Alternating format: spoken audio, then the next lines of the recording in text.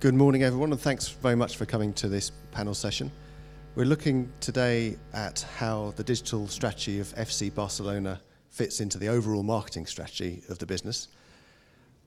My name's Duncan Burbage. I'm CEO of Stream AMG. We work with Barcelona on their digital media side.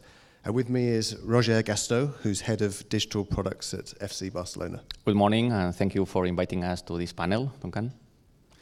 So Barcelona last year generated about 620 million in overall revenue, and that was the first year of a five-year plan, a five-year strategic plan, which aims from 2016 to 2021 to grow the revenue significantly. There's five main strategies to that plan. The first is sporting success on the pitch. The second is the FC Barcelona brand. The third is the maximization of social involvement for the club, which of course at the moment is very important. The fourth is the development of sports infrastructure, and overall that's within a overarching objective to have the economic part of the plan to be sustainable. So I think we've got time this morning for 4 or 5 questions to Roger. The first one of those I'd like to ask is, how has the digital strategy developed over the last 2 years? Well, Duncan, I would say maybe the last year, because for digital we are just at the beginning. However, you are right. Everything began 2 years ago when the new board of directors took control following the elections in 2015. And request the executive of the club to write a strategic plan, would serve as a roadmap for the following years.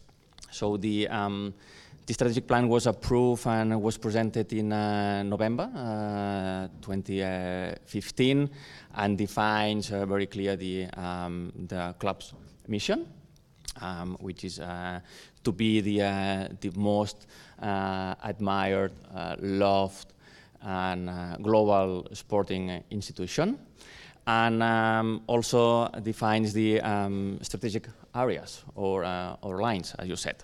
So the first one is the sports excellence, so which means mainly to win trophies, to win titles, 1 out of 3 main titles for each of our sports, professional sports sections. The second one is the social impact, which means mainly the increasing satisfaction of our members, who in fact are the owners of the club, and vote the president every 6 years. The third one is the patrimony, so everything related to the new Espai Barça, the new stadium, the new arena. The fourth, the economic sustainability, which in fact is very, very important. And the last one, the fifth, is about the brand and the global positioning. And here in this last latest area, we have defined also very clear strategic targets. So the first one is the achieving 1 billion in revenue, 1 billion euros in revenue for 2021. Mm-hmm. That's up from 620 million. Yeah, so more or less 700 right now. The budget for this season is around 900, but something there is not related to the normal business. So the idea is achieving this amount, 1 billion, and diversify the source of revenues and make it more international, not only maybe local, and also increase or consolidate the brand awareness in the key markets. So for doing this and achieving these targets, of course, we need to have the digital products with a global reach. And the first thing that, because if not, it's going to be not possible to get these 2 targets. So the first thing that we did, and that was in February 2016, was to run an audit of digital to know what were the situation.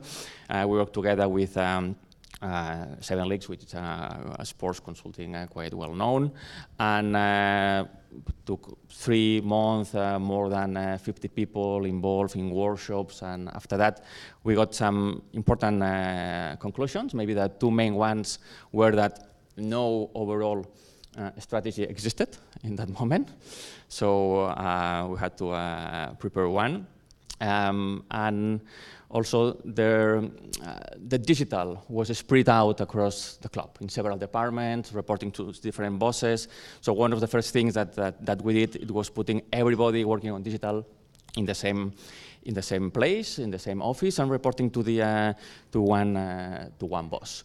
There were other kind of other conclusions, some kind of lack of product owners, so that was making a little bit the underperformance of our digital products, and also some lack of emotion in the content that we were doing.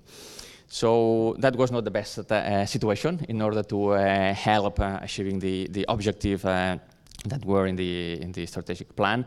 So we need a new approach for digital, and we prepared this strategic plan for digital that we also presented. That was last October, with the vision, the mission, the objectives. However, the most important thing was putting everybody together, working together in the same direction and the same goal, because that was one of the main issues that we have in that moment.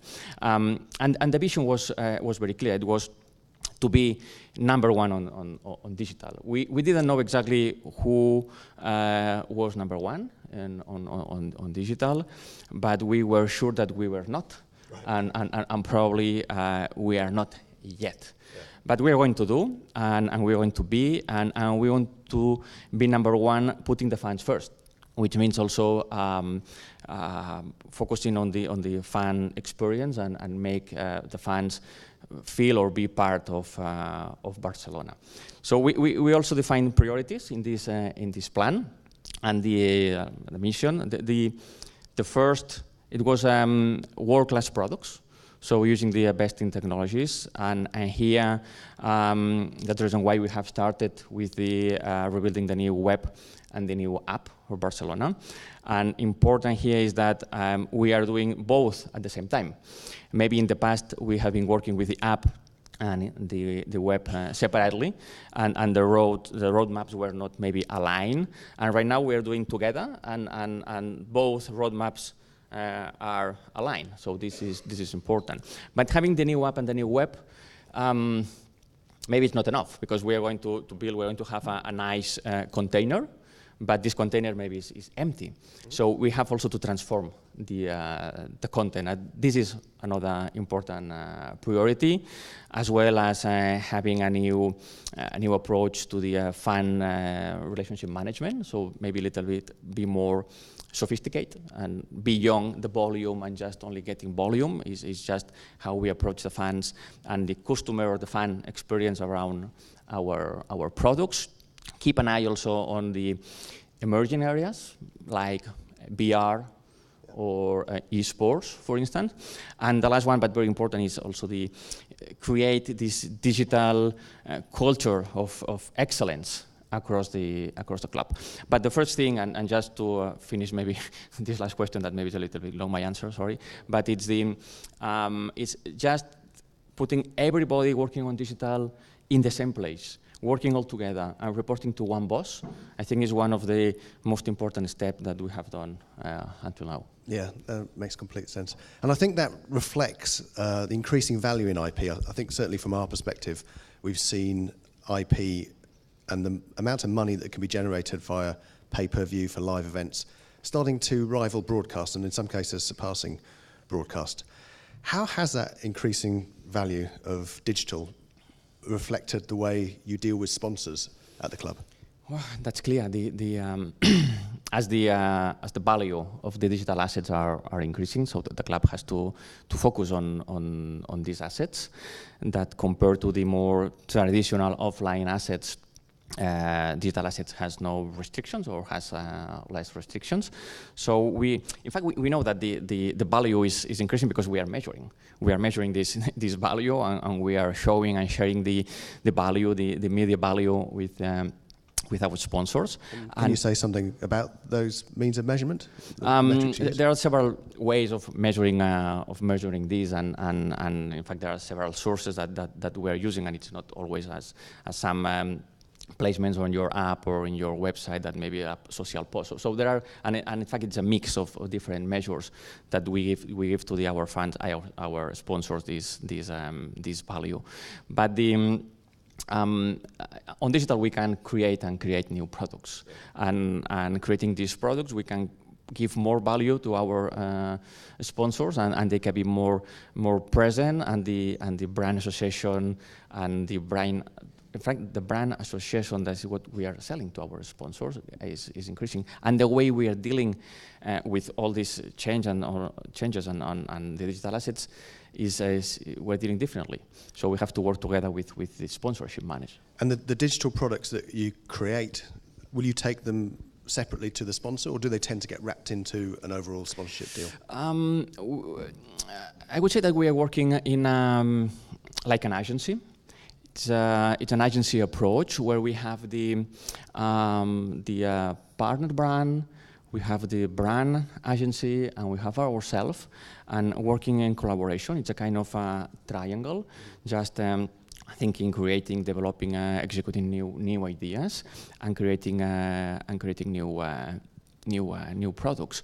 So, and we're doing this maybe in two lines, or maybe in two stages. One is maybe in the pre-sales, where the sponsorship team, together with the digital team, but also with the business intelligence team, all together, we think and we create products that then we offer to the sponsors. But on the other side, the sponsor also approaches us and propose products. And it's the two ways that we are creating these products, these new assets. And in the second stage is more in the asset activation.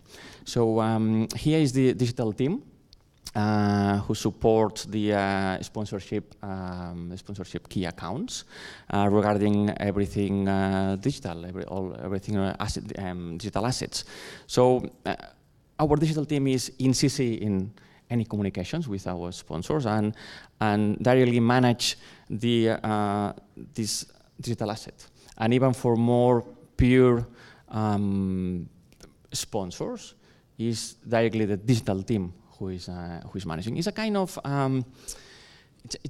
army, a digital army that is helping to, because it's the way we can upsell. So the way we can upsell and to give more value to our sponsors, and in fact, of course, having more revenue is upselling on digital is the way we can achieve this 1 billion. And the digital unit is organized as a business unit, not a cross or a cost unit. Is more a business unit. Here, an example for this kind of things is a very typical digital asset is the maybe a post on social media, and the sponsors want to be there and post commercial post, and even this is a digital asset. There are some restrictions, especially if you are concerned about the fan engagement. So just maybe replacing this commercial post for more integrated post with the brand of the sponsor in organic post that we are doing, maybe is a very good way to increase the brand awareness and the brand association of our sponsor, and also make that the fans keep in mind the brand of our sponsor, which in fact is what we are looking for. And here we can work. In fact, this is branded content. So on branded content, in working on maybe just some regular social media posts that we are doing ourselves, or maybe some new bespoke content that is created by us but agree with the sponsor, or some new bespoke content that is created by our sponsors. Yeah, makes sense. And you have obviously a very creative digital strategy unit, a digital media unit. Separately, you have the marketing unit. How within Barcelona are those two aligned? What are the sort of formal means of communication between the two? Are there regular weekly meetings?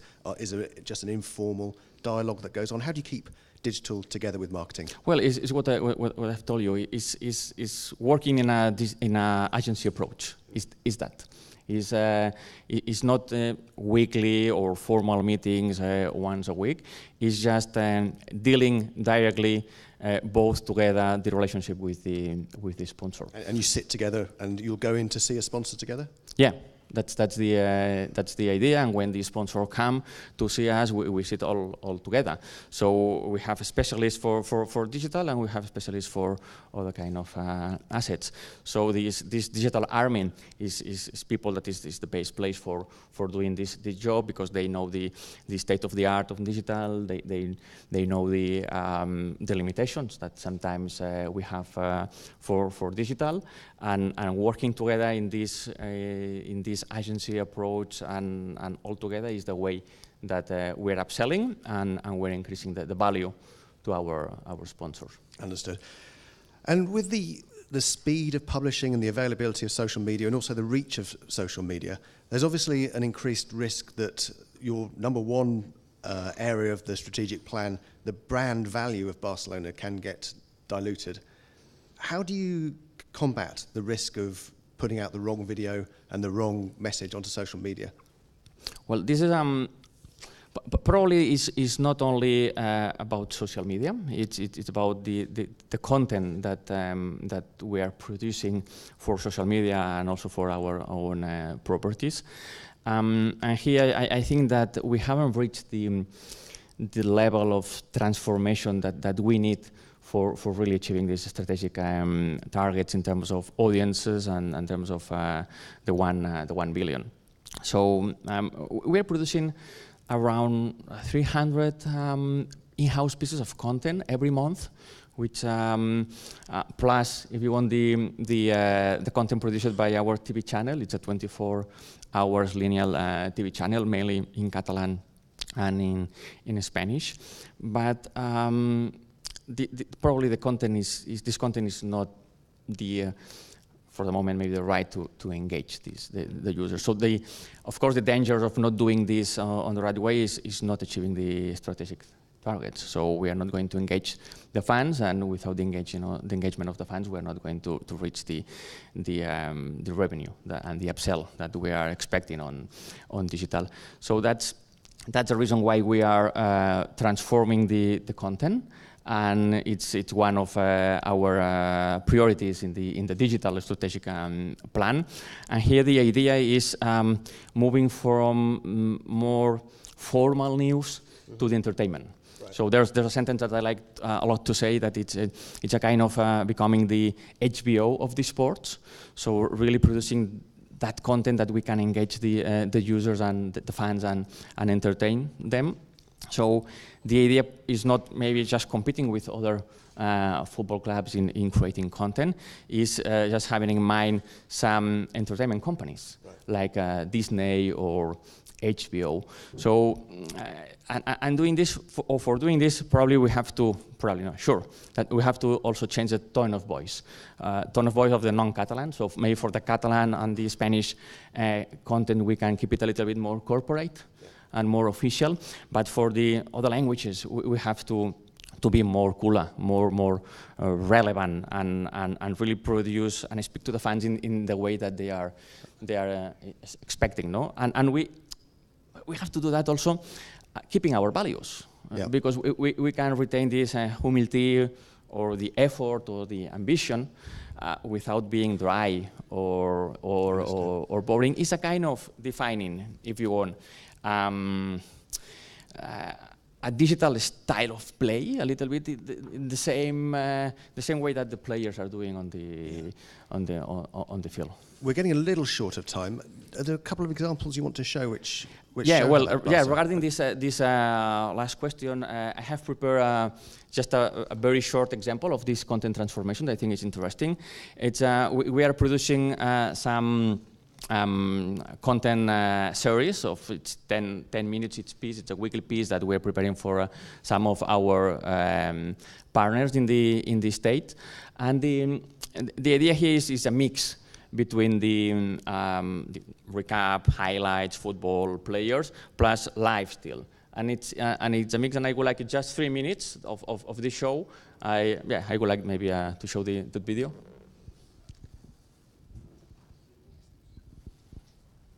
For some fun, welcome to Inside Barça. Barcelona, you gon' blame me. Hey, Barcelona, that's my legacy. Hey, you know where I'm from. My body was a chilling, mas vitórias, no more dramas. Yeah, para shit. Preparado para partida mais meus amigos. Luta para a família, em cadeira, clique. A jogar como bandida, tudo big. Cross my blood, for let's go with home. I'm Sarah Canals and this is Inside Barça. Do you want to know everything that's happening at Football Club Barcelona right here from Camp Nou? Well, then you're in the right place.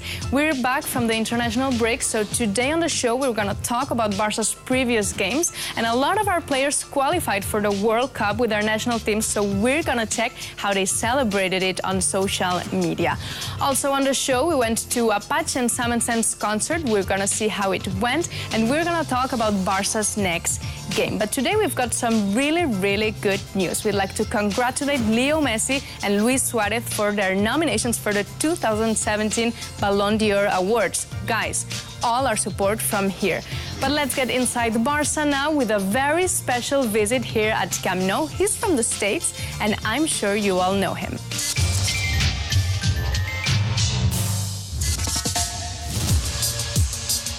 I had such a good time. I learned so much about not only this city, but the history behind this stadium. And it was a really good time. So I'm super thankful for you guys for helping me out and touring me around. Khalid visited the Barca Museum today. We've got a little surprise for him. Hi, Khalid. Thank you. Hope you like it. It's a Barca t-shirt. Oh, no way. That's fire.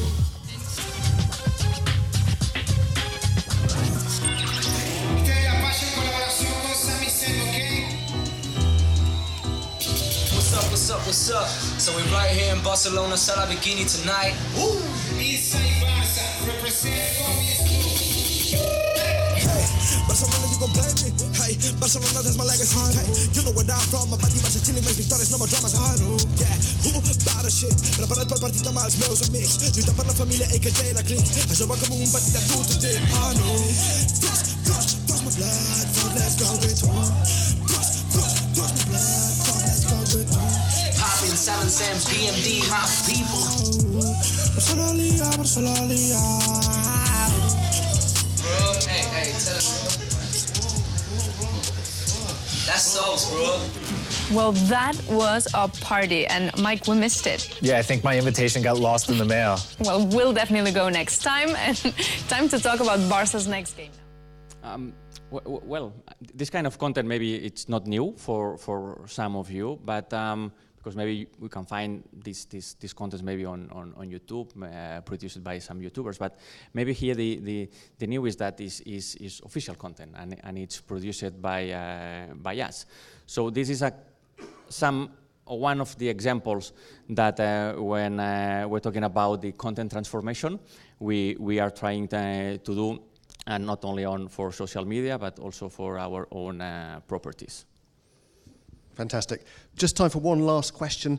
Have you seen, what do you see across the football world in terms of interesting things that other clubs are doing in this area? I would say that maybe Manchester City or maybe PSG, they are doing quite well in terms of content, and also maybe Bayern Munich for product. I think that more regarding football and in Europe, there are some teams that we are also keeping an eye on them. Lovely. Thanks very much. I'd like to thank you all for coming and to thank Roger for giving us his time. Okay, thank you very much.